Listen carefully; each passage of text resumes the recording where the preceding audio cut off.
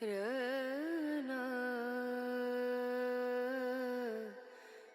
cannot overcome something which does not exist. Right now, are you in fear? Right now. That I may say something damaging. Is it the fear? Every moment of your life you're in fear? No. So, when you're not in fear, just stay like that. Because to create fear, you have to use excessive imagination. To not be in fear, you don't have to do anything. Fear is happening because of excessive imagination, things that have not happened, you're creating. What may happen in your mind happens in 1,000 different formats, and most probably it never happens. The things that you feared, take 100 things that you have feared, probably 99 of them never happened, isn't it? Yes. So your fear is always about that which does not exist. You cannot fight or you cannot overcome that which does not exist. We can overcome something that exists. You cannot overcome that which does not exist. You just have to give up that effort. Enjoy the fear. After all, it's your making. You like horror movies. Yes, you're saying no, but you're producing them. It's just they're not making money, that's all. Fear means you're producing horror movies in your mind. Nobody else is willing to watch. That's bad for the producer. But you're producing them. So, you produce something else. Produce a comedy, a love story, suspense, thriller. Try and see today. Just sit down, produce a love story, a suspense thriller, a comedy. 5 minutes movies you make in your mind. Really. Start using your mind differently. It's just gotten into your pattern. Just gotten into your pattern of just creating horror movies all the time. You have watched enough horror movies, they're boring. Create something else. Even it's not that if you produce these movies, those things will happen in your life. Still they may not happen, at least you enjoy the movie. In reality it may not happen, so what? At least you enjoy what's happening in your mind, if you cannot enjoy what's happening in the world, isn't it? That much privilege every human being deserves, isn't it so? Even if the world is not kind to him, at least his own mind should be kind to him, should produce some nice movies. The word engineering essentially means to make something happen, something that we want, we will make it happen in the most efficient possible way. That's engineering. If you're doing it in horribly inefficient ways, that cannot be called engineering, isn't it? We will say this is a fine piece of engineering when something that we want is happening with least amount of friction and with least amount of consumption. So if you have a body that if you use it for 12 hours, it sleeps for another 12 hours, it needs 12 hours of maintenance. Sleep is maintenance time, you know. If you had a car that you use it for 15 days it's in the garage, it's better to take the public transport. Now you have a body which has to sleep 10 to 12 hours a day. Now this is not an efficient system, it's not being managed properly. Probably the fuel is not good, maybe your engine is leaking. So is this all physical? No.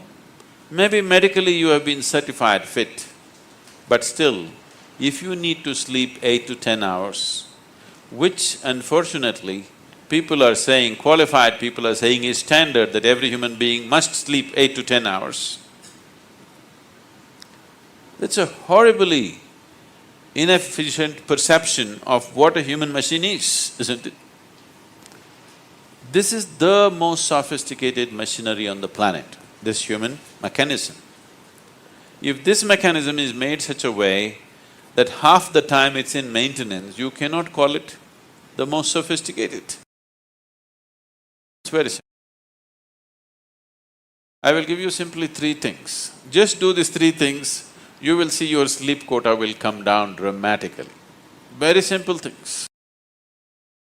Extremely simple things that you just do for 10-15 minutes a day, you will see your sleep quota will come down dramatically. I'll give you something else, another three things to do, very simple things. You do this, your food quota can be brought down to at least 30 to 40% of what you're eating, still maintain your weight, maintain much more activity than you're maintaining right now, and with much less sleep. So, you engineer something because you want to run it more efficiently. Running something inefficiently is not engineering. So, I'm a mother, I have a job, and I have things to do. Whatever you are, it doesn't matter. Whatever you are, it's important. Whatever the nature of your activity, you're doing something because you think it's important for you. If you're doing something that's important for you, if you think your work is important, the first and foremost thing that you should do is you should work upon yourself. Inner engineering is a systematic way of working upon yourself, not just in the body, not just in the mind, not just in the emotional level, but all aspects, your body, mind, emotion and energy, if all these things are aligned and organized properly, this machine will work so much more efficiently. So the amount of sleep that you need, the amount of food that you need, the volume of rest that the body demands can be brought down considerably. At the same time, the volume of activity can be greatly enhanced and made more efficient and more effective. Especially if you're a mother, your responsibility is not just for making your life work well. Now you've taken the responsibility of making one or two more lives, their lives to work well. When you dare to take such a responsibility, I think you must do inner engineering. There is no choice for you. If you are not a mother, you could choose maybe. But if you are a mother, you have no choice, you must. Sadhguruji, then what is it? Okay, so for all of us, how do we live our days? What is the best way to just go about it? Give us in clear, simple sentences, do this and you will be at least on the way to being blissful or happy or aware or living in a nice conscious way. If you just observe, if everybody makes a little effort, everybody take a little time for this piece of life, okay? Not for your family, not for your career, not for something else, just for this piece of life. Give it little time because this is the most important piece of life in your life, isn't it? Yes or no? Yes. Even if you're in love with somebody, still this is the most important piece of life, isn't it? So pay some attention to this. How does it happen? Why have you taken it for granted? Believe me, you're not going to be here forever. I'll bless you with a long life, but you're going to fall dead one day. Yes or no? Yes. So, do not take this for granted. If you wake up in the morning, tomorrow if you wake up in the morning, no, this is not my wish, but I want you to know, of all the people who go to bed tonight, over 1 million people will not wake up tomorrow morning. And tomorrow, if you and me wake up tomorrow morning, is it not a fantastic thing? 1 million people did not wake up. You woke up. Is it not a great thing? Just look at the ceiling and smile. You are still awake, you're still there. And for many millions of people, somebody who's dear to them did not wake up. So just check those 5, 6 people around you. They all woke up, wow, it's a fantastic day. You woke up and everybody who matters to you around you woke up. Is it not fantastic day? You don't think so? Yes. Yes. You don't seem to think so. Yes. Because the problem is just this, you are living with an idea that you're immortal. When I say you're immortal, you're not actually thinking you're immortal, but you're not conscious of your mortality. If you're not conscious of your mortality, somewhere you think you're immortal, isn't it? How many moments in a day are you conscious that you're mortal? If you were conscious, would you have time to crib? Would you have time to fight with somebody? Would you have time to do some rubbish with your life? If you knew, if you are conscious that you are mortal, you would do nothing other than what is absolutely needed for you and everybody around you. This one thing if you do, if you just remind yourself, you don't think this is a negative thing. Death is not a negative thing, it's the only thing which has added value to your life. If you're here forever, you would be unbearable. Yes, yes. Isn't it? Aren't we glad everybody dies one day?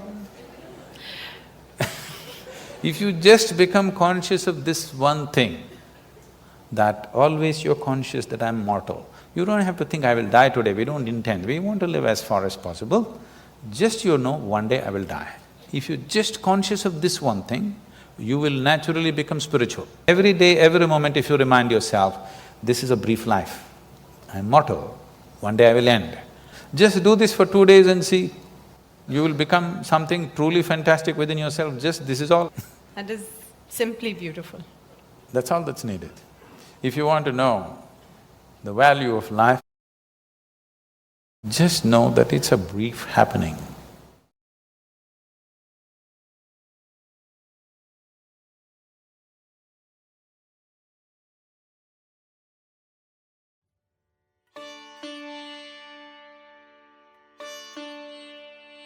Now, you're saying achieving your full potential is not happiness.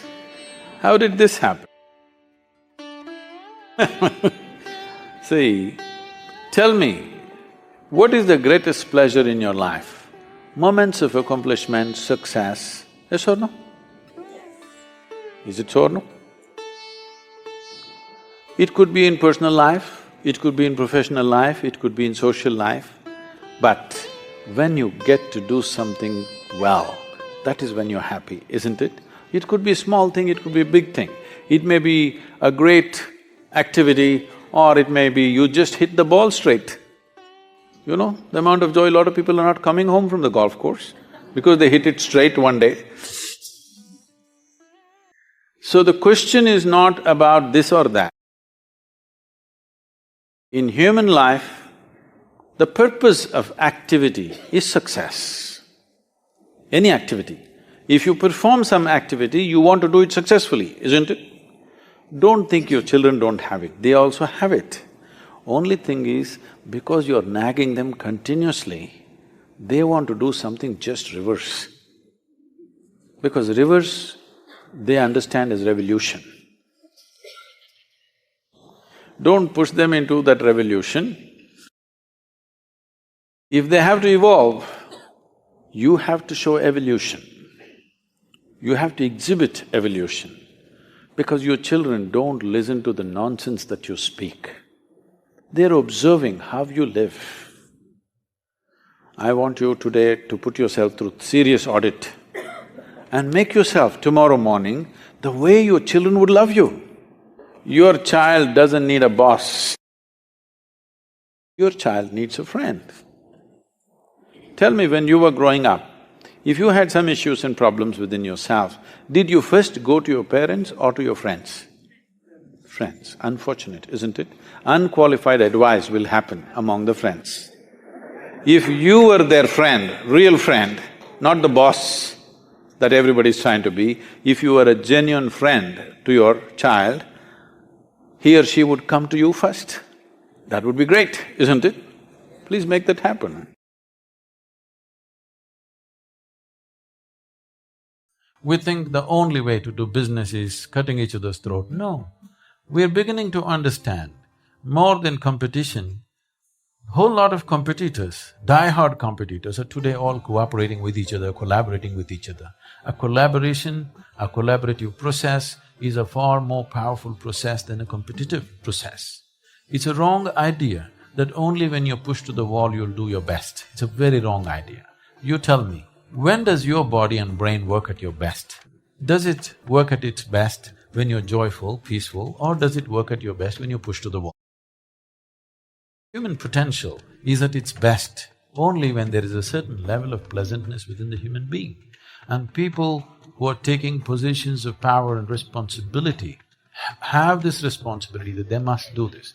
To put it in a very simplistic manner, see, if I meet any of you when you're very happy, I'm sure you're wonderful people. But if I happen to meet you when you're angry, frustrated, miserable about something, you could be nasty, isn't it? Yes or no? This is true with every human being.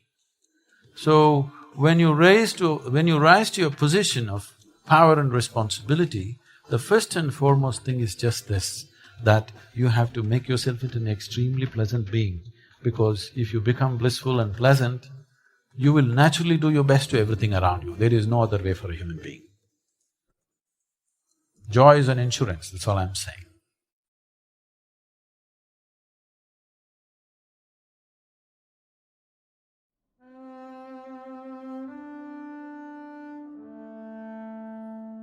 March 1st, senior students of Isha Homeschool, soon to graduate, gleaned insights from Sadhguru.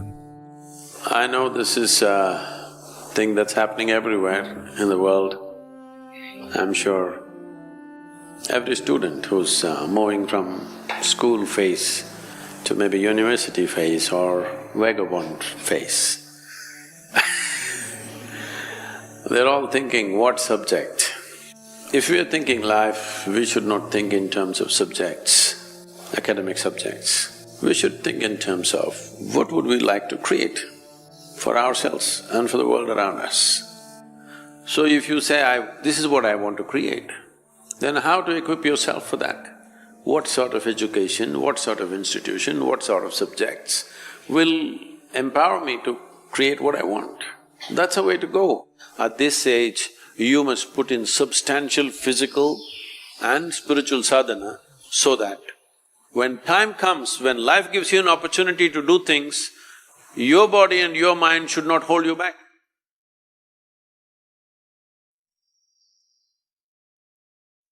March 1st, ladies from the Ludhiana, Coimbatore and Chennai chapters of FICCI Ladies Organization meet with Sadhguru in the ashram. We are still one leader standing up here, one leader standing up there. There is no leadership in the society. So anybody, if you meet 10 people in your day, every day, let's say you're meeting 10 people, there are three things you can do. You can impact those 10 people positively or negatively, or you can let it pass by. Most people are letting it pass by, few people do negative things, very few people are doing positive things wherever they can. So this is an opportunity that we have every moment, and this is the only way a truly healthy society will come up, that everybody is seeing how to impact positively wherever they are, in whatever little opportunity that they have. March 2nd and 3rd, meet with Isha Yoga teachers in the scenic Nilgiris.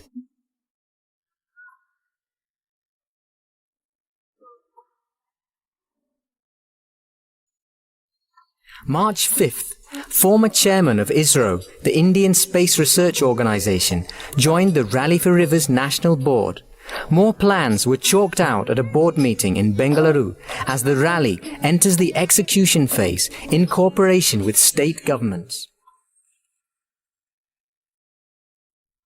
March 6th, Isha Foundation was recognized as Green Crusader of the Year at the 8th Annual IAA Olive Crown Awards for its work in creating a greener environment through Project Green Hands and Rally for Rivers.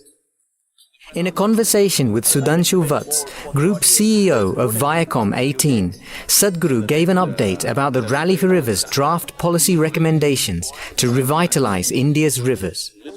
So I was looking at how to make an ecological initiative into a win-win for all the people concerned. When I said all the people concerned, one thing is the fundamental entity is the river.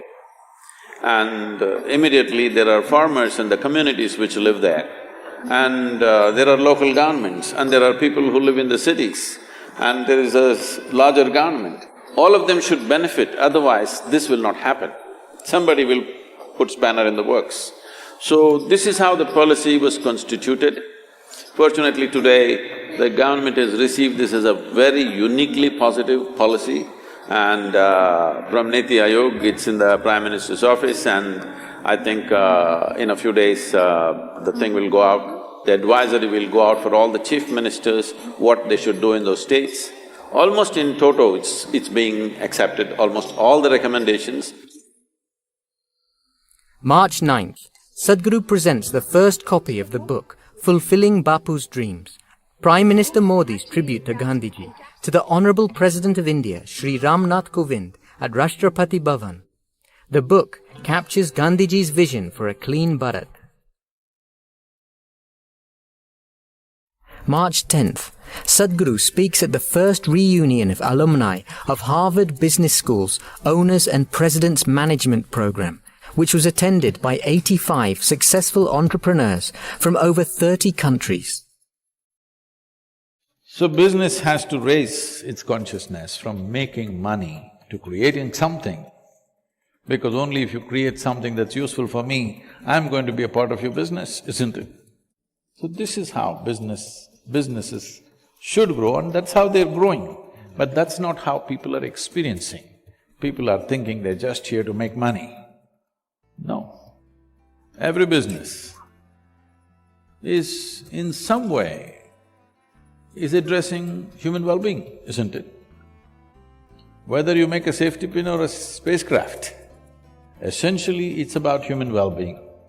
The moment you forget it, you will suffer your business. If you are conscious of this, you will do wonderful business very joyfully and with great sense of fulfillment. March 11th, over 20 rural girls from nearby villages of Isha Yoga Center were initiated into Bharatnatyam. March 11th, Mumbai, Sadhguru was named Outstanding Personality of the Year at the Hello Hall of Fame Awards 2018 for Rally for Rivers. On this occasion, Sadhguru announced that anyone can freely download his videos and share them. March 13th, Sadhguru initiates young full-time volunteers at Isha Yoga Center into a sadhana. March 14th, BSF top commanders who participated in the Inner Engineering Retreat program at the ashram have a session with Sadhguru.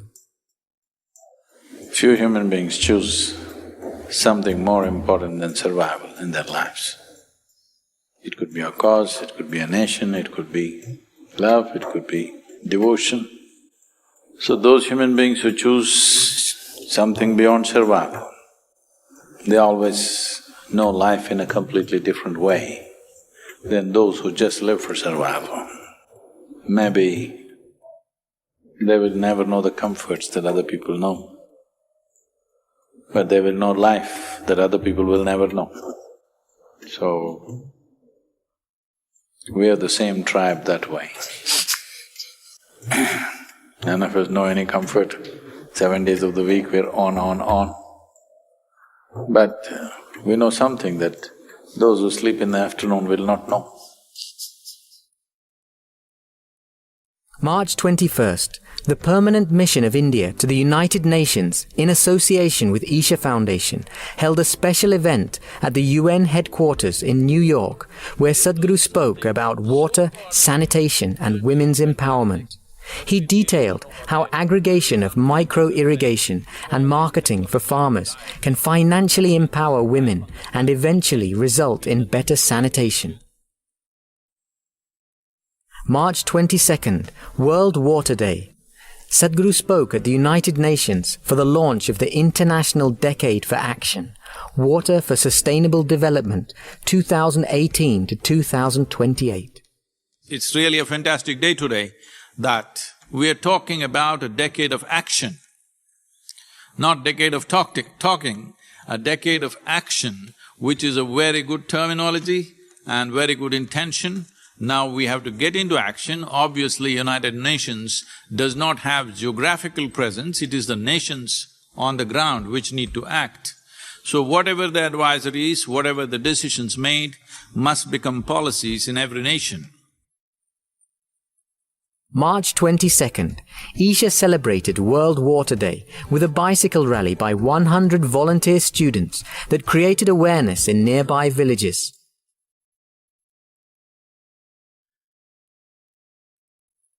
200 full-time Rally for Rivers volunteers planted 3,600 trees, shrubs and bushes, comprising of 200 different species in a 6-acre piece of land. This man-made forest will demonstrate how trees will naturally draw birds, squirrels and other wildlife. The day culminated with cultural performances by Isha Homeschool and Isha Samskriti. March 24th, a gathering of over 6,000 attended the Mystic Eye program in Toronto. See, all of us are sitting here in the same hall, breathing the same air, maybe we eat the same kind of food. We are in the same time zone except a few people. No, I'm just nasty, that's all, it's okay. But this moment how I am within myself, I will not exchange this for anything in the universe. You give me anything, there is no deal for this. Because this is far more than anything that you can ever possess. And every human being has it. Only thing is not invested anything in the direction. There's nobody here who doesn't have it.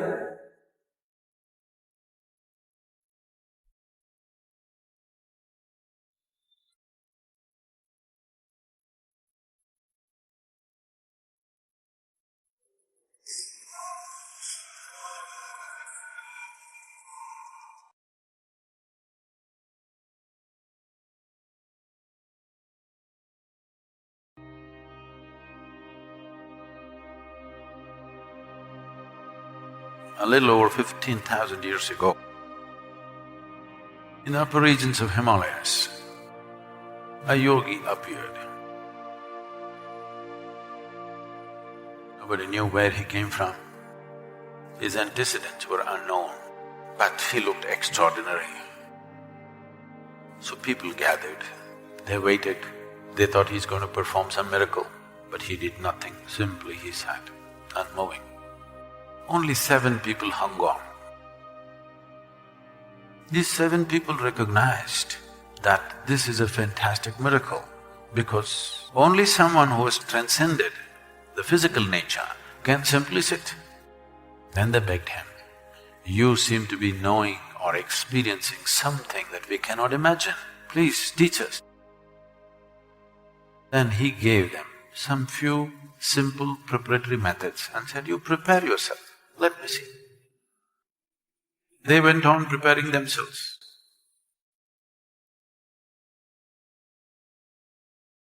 Months went into years, years went into decades. 84 years passed. One day, he just looked, these 7 people had become shining receptacles. Humanity was first reminded the simple laws of nature are not permanent restrictions. If you're willing to strive, you can go beyond that. And he not only gave this idea, he gave methods as to how to get there. Because nobody knew his name, he never introduced himself. They called him Adi Yogi. Adi Yogi means the first yogi. A child in many ways is an impression of all the adults who impact his life, particularly the parents, teachers and others. If you want your children to be of a certain quality, The foremost thing that you need to pay attention to is, are you exuding that quality? What endears a child to everyone is that he's an exuberant life and a bundle of joy most of the time unless you cause misery to him. If you want to nurture a child, you must be far more exuberant than the child and much more joyful, then the child is drawn to you. Once the child is drawn to you, it's for you to mold the child as you want. Right now, most children avoid adults because most of them are not exuberant by any standards, neither joyful, mostly stressed and complaining about their work, about their family, about the world, about everything. Why would a child want to have anything to do with you? When child sees you don't represent life, you represent some other vested interest. If you are interested in really being an impact on your children, you must represent life because they are just life. They have not become other conceited things as you could have. They are simply life. You must represent life. Feeding upon so-called inanimate things like food, water and air, life is an exuberant expression of existence. If you do not represent that exuberance, if you do not show that exuberance in your work, in your relaxation, in everything that you do and do not do, then your child will be least impacted by you, and that is a good thing. Because if you're so dead serious about your life and you represent other vested interests of your money or your status or your prestige or something like this, then it is best that the child is not impacted by this thing. So if you are really concerned about impacting your child, what is it that your child want to be? Please become that to start with.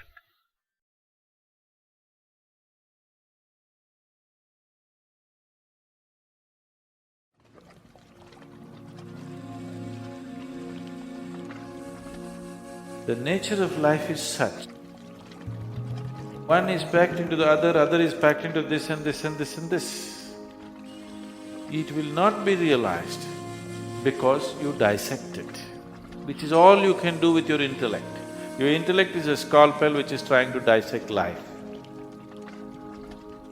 Are you married?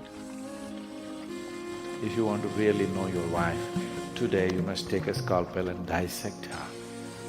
All the beauty of who she is, if you want to know, you must dissect her. It will become ugly, it will not become beautiful. That's all you're trying to do. You're trying to know the existence. Using the scalpel of your intellect, dissecting it, it will only become ugly, it will not become beautiful. So, intellect, which is a simple, silly tool, which is useful to handle material aspects of life. You have raised it to heaven. You are giving it the glory of heaven and think this is everything. Whatever you see, you want to cut it and see. If you cut open things and see, you will know one aspect of reality. You will not know the whole of it. If you open up this man, you may see how the heart is doing dupu-dupu, but you will not know this man. You will not know the most vital aspect of who he is. All the other details you will know. So, with this, how far will you go? Physicality is all that you can cut, isn't it? Yes? Physicality is the only thing you can cut. Can you cut something which is not physical? And all you got is a knife. Okay, you also have a wife, but I'm sure she doesn't let it use it on her, your intellect, does she? She'll immediately put an end to it because she knows this is not going to go anywhere. That's one thing about women. The more intellectual you are, the more trouble you have with women because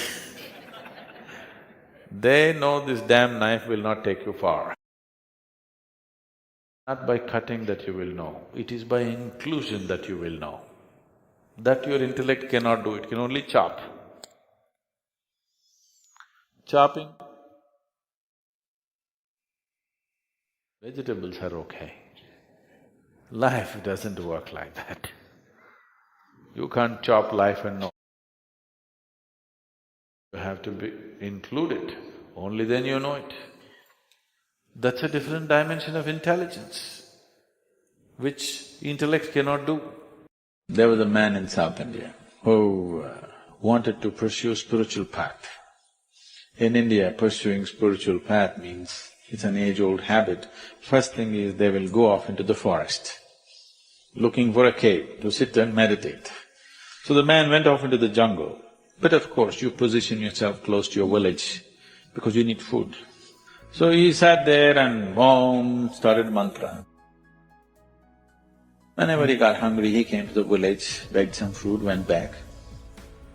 And as night fell, he noticed there was a fox. Both his front legs were severed in some trap or something, it's gone. But still he is well-fed and healthy. Nature is not kind to any kind of incapability. If you lose your legs, you lose your life. But this fox has lost its legs but well-fed and healthy. He was surprised. But then he ignored and focused on his meditation. As night fell, he heard the roar of a lion, the growls of a lion coming. He forgot about his meditation and climbed a tree. He sat there and to his amazement, the lion, a full-grown male lion, came with a piece of meat and brought it and dropped it in front of the fox and went away. The fox had his dinner. He couldn't believe this. A crippled fox is being fed by a ferocious lion. Hallelujah! This is a miracle. This is a message from the divine. What is it? What is it? What is it? And he was wondering. Next day evening again the lion came with a piece of meat, dropped it in front of the fox and went away. Now he thought, for sure this is God is sending a message to me. What is it? Then he interpreted it in his own way. He said, even a crippled fox in this forest is being fed by a lion. You fool, what are you going looking for food for? Just sit here, it'll come and fall in your mouth. So he simply sat. 1 day, 2 days, 3 days, meditation became like this, 4th day like this. By 7th day, he was groaning between life and death. Another yogi was passing this way, he heard these sounds of a man dying. He came down and he asked, what happened to you? Why are you in this condition? He said, oh yogi, please tell me. A divine message came to me. I went by the message and I became like this. The yogi asked, what happened? He said, see, look there, there's a crippled fox. Every day that fox is being fed by a ferocious lion. Is this not God's message to me? Is this not a divine message? The yogi looked at him and said, definitely this is a divine message. But why is it that you chose to be like a crippled fox and not like a generous lion? So this is a choice that you have. Every moment of your life, whatever the nature of the situations that you face, are you a generous lion or are you a crippled fox constantly calculating how to get something out of something? That makes the difference. That makes who you are. You do not become who you are because of what you eat. You become who you are because of what you do, what you feel, what you think, and how you are within yourself, isn't it?